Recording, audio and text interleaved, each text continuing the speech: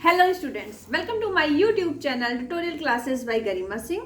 आज हम लोग एमसीए फर्स्ट सेम की मैथ्स डिस्क्रीट मैथमेटिक्स पढ़ रहे हैं और इसमें हम लोगों का यूनिट 5 चल रहा है, जो इस सिलेबस की लास्ट यूनिट है। और इस यूनिट में हम लोग परमुटेशन और कॉम्बिनेशन पढ़ना है, तो और भी कई टॉपिक्स पढ़ने हैं। तो सबसे, क्योंकि ये टॉपिक आप अपनी प्रीवियस क्लास में पढ़ चुके हैं, इसलिए हमने इस यूनिट में इस टॉपिक से स्टार्ट करा। तो अभी तक हम लोगों का परमुटेशन चल रहा था, तो परमुटेशन में हम लोगों को कुछ क्वेश्चंस और करने हैं। अब इन क्वेश्चन का सॉल्यूशन आपको एग्जाम में कैसे करना है वो आपको डिस्क्रिप्शन बॉक्स में मिल जाएगा। यहाँ पे हम आपको क्वेश्चन का सॉल्यूशन समझाएंगे, ना कि पूरा आपको हम लिख के दिखाएंगे कि कैसे कैसे करना है। वो चीज़ें आपको डिस्क्रिप्शन बॉक्स में मिल जाएंगी, वहाँ से जाके आप देख लीजिएगा और नोट्स बना लीजिएगा, ठीक है। अच्छा, पढ़ाने से पहले अगर आपने चैनल को लाइक और सब्सक्राइब ना किया हो तो प्लीज़ कर दीजिए। और आइए देखते हैं, हमारा क्वेश्चन नंबर 5 है। प्रीवियस क्लास में क्वेश्चन नंबर 4 तक हो चुका है। क्वेश्चन नंबर 5 है, a coin is tossed 6 times, in how many ways we can obtain 4 head and 2 tail. ठीक है, तो जब इस तरह का क्वेश्चन आएगा तो 6 टाइम्स कॉइन को टॉस किया गया है, जिसमें 4 टाइम्स आपका हेड आया है और 2 टाइम्स टेल आया है। तो सीधे से जितनी बार टॉस किया गया है वो ऊपर आ जाएगा, ठीक है। Factorial 6 upon factorial 4 into factorial 2। जब इसको आप सॉल्व करोगे तो आपको 15 मिल जाएगा। इसके बाद सर्कुलर मोशन से रिलेटेड क्वेश्चन अभी नहीं हुए थे, तो वो हमें करवाने हैं। तो आइए देखते हैं, सर्कुलर मोशन ही सर्कुलर परमुटेशन से रिलेटेड। तो इन how many veg 5 boys and 4 girls can be seated at a round table if. First question क्या है मेरा, देयर आर नो रिस्ट्रिक्शन। अगर कोई रिस्ट्रिक्शन नहीं है बैठने की एक राउंड टेबल पे, तो नंबर ऑफ बॉयज 5 है, नंबर ऑफ गर्ल्स कितनी है 4 है, टोटल नंबर ऑफ पीपल कितने हुए 4, 5 + 4 9 हो गए। तो अब इन 9 का हमको क्या करना है,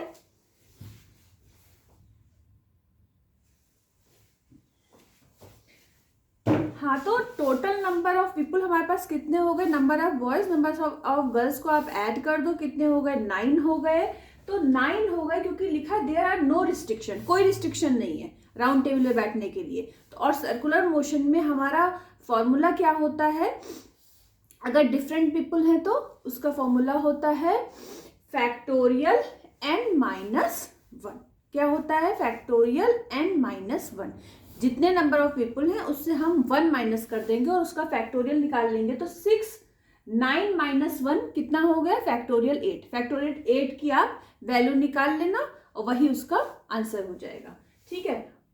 सेकेंड क्वेश्चन है, all the 4 girls sit together.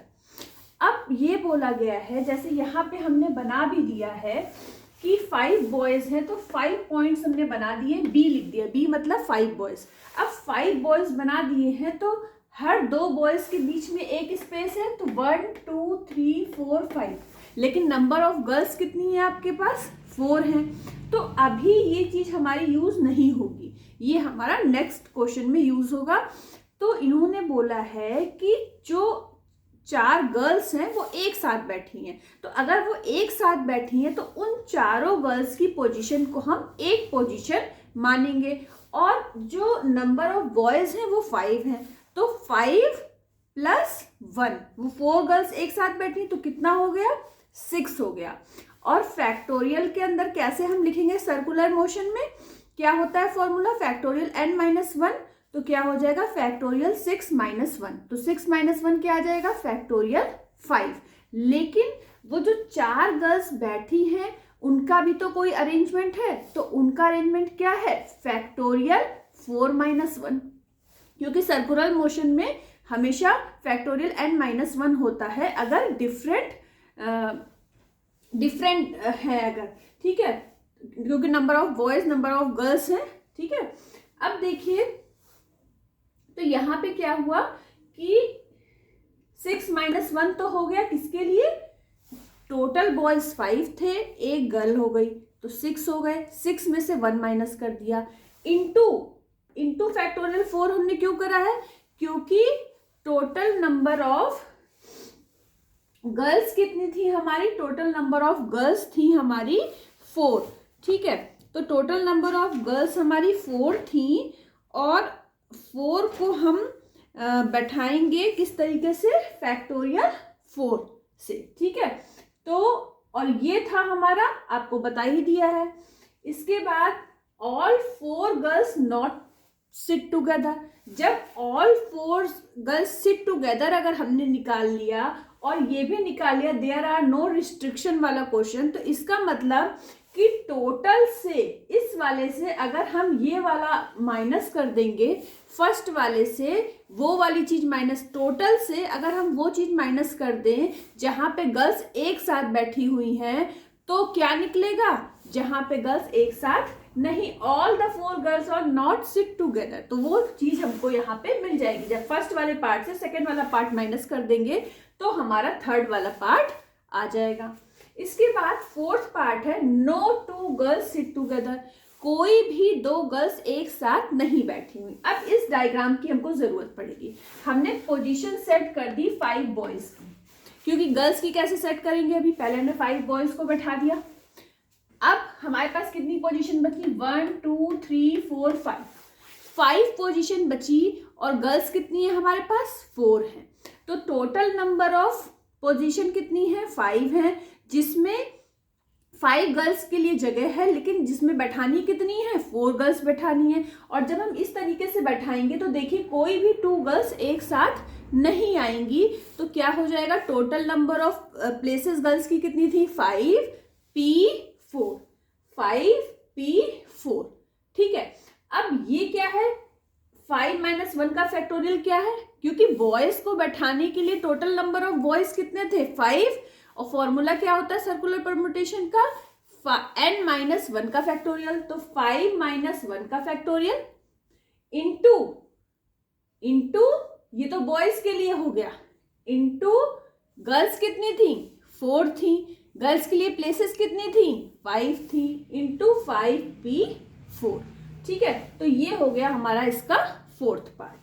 अब देखिए, अब एक बहुत जरूरी कॉन्सेप्ट हम आपको समझाना चाहते हैं सर्कुलर परम्यूटेशन का, उसको ध्यान से सुनिएगा और ध्यान से समझिएगा। क्या है वो, तो वो है सबसे पहले arrangement of an distinct object around a round table, ठीक है। उसका फॉर्मूला होता है फैक्टोरियल n/n। जब इसको आप सॉल्व करोगे तो आपको क्या मिला, फैक्टोरियल n-1, जिस फॉर्मूले को हमने यहाँ पे यूज कर चुके हैं। कब यूज होता है, arrangement are an distinct object around a round table, अगर जो हमारे ऑब्जेक्ट हैं वो डिस्टिंक्ट हैं, अलग अलग हैं, और उनको एक राउंड टेबल पे बैठाना है, तब हमारा ये फॉर्मूला यूज होता है फैक्टोरियल n-1 का। या फिर ये भी कह सकते हो कि clockwise and anti clockwise arrangement are different, clockwise and anti clockwise arrangements are different, तब हम यूज करते हैं फैक्टोरियल n-1, क्योंकि यहाँ पे देखिए हर एक बॉय अलग है, ठीक है। तो अगर आप क्लॉकवाइज देखो, क्लॉकवाइज और एंटी क्लॉकवाइज क्या होगा, इस तरीके से, इसको हम क्या बोलते हैं, क्लॉकवाइज, और एंटी क्लॉकवाइज हो जाएगा ऐसे, ठीक है। ये हमारा क्लॉकवाइज है। तो जब हम क्लॉकवाइज देख रहे हैं, ठीक है, तो जब हम क्लॉकवाइज देख रहे हैं और एंटी क्लॉकवाइज देख रहे हैं, तो हमें पोजीशन क्या, हमें क्या दिखाई पड़ रहा है, here clockwise and anti clockwise arrangement are different. अब ये समझिए कि क्या बात कहना चाह रहा है, ठीक है। तो ध्यान से सुनिएगा, हमने इस डायग्राम के थ्रू समझाने की कोशिश करी है कि कैसे डिफरेंट हैं। अब यहाँ देखिए, हमने लिखा ABCD, फिर यहाँ पे हमने लिखा ABCD, फिर हमने लिखा ABCD, फिर हमने लिखा ABCD। अब ध्यान से देखिए, अगर हम क्लॉकवाइज देखते हैं तो ए के बाद हमेशा बी आ रहा है, बी के बाद हमेशा सी आ रहा है, सी के बाद हमेशा क्या आ रहा है, डी आ रहा है। फिर यहाँ पे भी देखिए क्लॉकवाइज ए बी, ए के बाद बी आ रहा है, बी के बाद सी, सी के बाद डी। यहाँ पे देखिए क्लॉकवाइज में ए के बाद बी, बी के बाद सी, सी के बाद डी। देखिए हमने सबकी पोजीशन चेंज कर दी है। यहाँ पे ए यहाँ इस जगह पे था, यहाँ पे है ए, फिर यहाँ पे है ए, फिर यहाँ पे है ए, ठीक है। इसी तरीके से बी की भी पोजीशन चेंज हुई है, सी की भी पोजीशन चेंज हुई है, लेकिन हर बार क्लॉकवाइज पे देखिए, क्लॉकवाइज पे हर बार ए के बाद क्या आ रहा है, बी, बी के बाद सी आ रहा है। इन चारों फिगर में ऐसा हो रहा है। अब देखिए एंटी क्लॉकवाइज में, एंटी क्लॉकवाइज में ये तो क्लॉकवाइज था, अब एंटी क्लॉकवाइज में लिखा है ना here clockwise and anti clockwise arrangement are different. अब एंटी क्लॉकवाइज अगर आप देखोगे तो ए के बाद क्या मिल रहा है, ये आपका एंटी क्लॉकवाइज है, ये क्लॉकवाइज था, जैसे क्लॉक चलती है वो क्लॉकवाइज होता है। अब एंटी क्लॉकवाइज देखिए, ए के बाद क्या आ रहा है, डी आ रहा है, ठीक है। तो जब हमने क्लॉकवाइज देखा तो ए के बाद बी आ रहा था, जब हमने एंटी क्लॉकवाइज देखा तो ए के बाद हमको क्या मिल रहा है, डी मिल रहा है। इसका मतलब clockwise and anti clockwise arrangement are different. मतलब क्लॉकवाइज और एंटी क्लॉकवाइज अगर अरेंजमेंट हमारे डिफरेंट हैं तो हम कौन सा फॉर्मूला यूज करेंगे सर्कुलर परम्यूटेशन में, फैक्टोरियल n-1 का। जैसे मान लीजिए यहाँ पे b1 है, यहाँ पे b2 है, यहाँ पे b3 है, यहाँ पे b4 है और यहाँ पे b5 है, ठीक है। ये बॉयज का हमने लिख दिया, boys number 1, boys number 2, boys number 3, इस तरीके से, ठीक है। अब देखिए बॉयज नंबर 1 के बाद बॉयज नंबर 2 आ रहा है अगर हम क्लॉकवाइज देखेंगे, लेकिन अगर हम एंटी क्लॉकवाइज देखेंगे तो बॉयज 1 के बाद आपको कौन सा मिल रहा है, बॉयज 5, ठीक है। तो बॉय 5 मिल रहा है, तो मतलब इसमें पोजीशन क्या हो रही है, क्लॉकवाइज और एंटी क्लॉकवाइज चेंज हो रही है। लिखा है ना clockwise and anti clockwise arrangement are different, different arrangement हो रहा है, इसलिए हमने फॉर्मूला यहाँ पे कौन सा यूज करा था इस क्वेश्चन में, फैक्टोरियल n-1 का।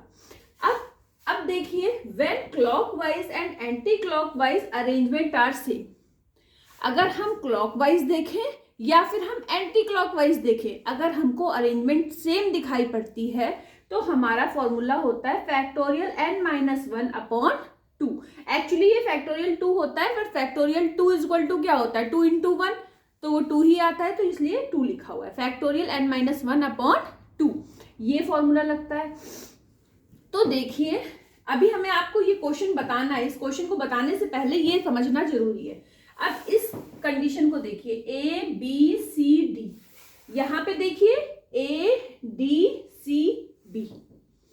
अब लेकिन ध्यान से देखिए, इन दोनों को ध्यान से देखिए, ए के बाद क्या आ रहा है क्लॉकवाइज में, देखिए क्लॉकवाइज में ए के बाद क्या मिल रहा है, बी। अब यहाँ पे देखिए एंटी क्लॉकवाइज, ए के बाद क्या मिल रहा है, बी। अब क्लॉकवाइज देखिए, बी के बाद क्या मिल रहा है, सी। एंटी क्लॉकवाइज देखिए, बी के बाद क्या मिल रहा है, सी। क्लॉकवाइज देखिए, सी के बाद क्या मिल रहा है, डी। एंटी क्लॉकवाइज देखिए, सी के बाद क्या मिल रहा है, डी। तो मतलब इन दोनों फिगर में इसको क्लॉकवाइज देखिए, इसको एंटी क्लॉकवाइज देखिए, तो आपको क्या दिखाई पड़ रहा है, अरेंजमेंट कैसे हैं, सेम है। तो जब सेम अरेंजमेंट हो गए, दो अलग अलग, देखो अलग अलग पोजीशन पे ए बी सी डी, यहाँ पे A D C B, change किसकी पोजीशन हुई है, ध्यान से देखिए, बी की जगह पे डी आ गया है, डी की जगह पे बी आ गया है, ठीक है। अब इसको, तो जब इस तरीके से होगा तो हमारा क्या हो जाएगा अरेंजमेंट, फैक्टोरियल n-1/2। अब समझिए, जैसे एक शॉपकीपर के पास आप गए, वहां पे उसने आपको नेकलेस दिखाया, ठीक है। नेकलेस में 3-4 तरह के अलग अलग बीड्स लगे हुए हैं, ठीक है। तो मान लेते हैं कि ये रेड बीड है, ये ब्लू है, ये ग्रीन है और ये येलो है, ठीक है।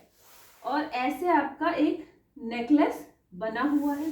तो नेकलेस उसने दिखाया आपको, तो रेड ब्लू येलो ग्रीन, ऐसे रेड ब्लू येलो ग्रीन, ठीक है। उसके बाद आपने बोला उससे कुछ और दिखाओ, ये पसंद नहीं आ रहा है, ठीक है। फिर उसने उसी नेकलेस को पलट के दिखा दिया, पहले ऐसे पकड़ा था, फिर उसको पलट के ऐसे पकड़ लिया। तो क्या हुआ, जब ऐसे पकड़ लिया तो उसने क्या क्या हुआ, ग्रीन ब्लू की जगह पे दिखाई पड़ने लगा, ब्लू ग्रीन की जगह पे दिखाई पड़ने लगा। जब इस तरीके से कर दिया तो उसने कोई नया नेकलेस आपको थोड़ी ना दिखाया, उसी नेकलेस को पहले क्लॉकवाइज दिखाया था, जैसे हम लोग पहले ऐसे दिखाया था, बाद में ऐसे दिखा दिया, तो नेकलेस तो वो सेम था। इसका मतलब क्या है, when the clockwise anti clockwise arrangement are same, then formula क्या हो जाएगा, n-1 का फैक्टोरियल बाई 2। अब देखिए, अब इस क्वेश्चन को समझिए। क्वेश्चन नंबर 7 क्या है, in how many ways 8 different beads can be arrange to form a necklace.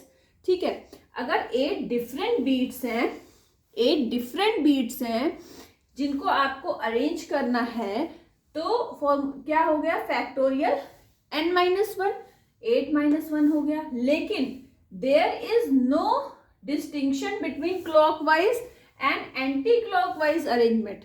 पर उसमें क्या है, कुछ आप समझ ही नहीं पा रहे, वो जो बीड्स हैं वो डिफरेंट तो हैं, लेकिन क्लॉकवाइज और एंटी क्लॉकवाइज दोनों क्या हो रही है,